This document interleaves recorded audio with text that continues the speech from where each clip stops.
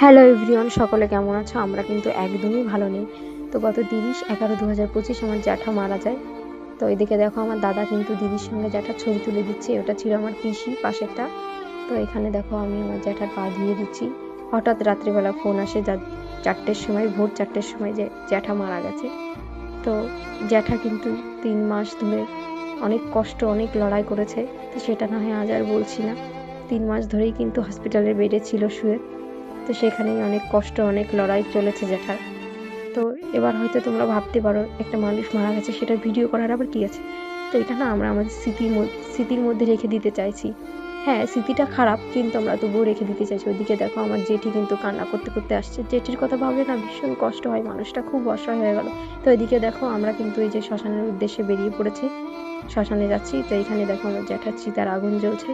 তো তোমরা সকলে প্রার্থনা করো আমার জ্যাঠা যেন খুব ভালো থাকে এবং আমাদের মধ্যে যেন ফিরে আসতে পারে।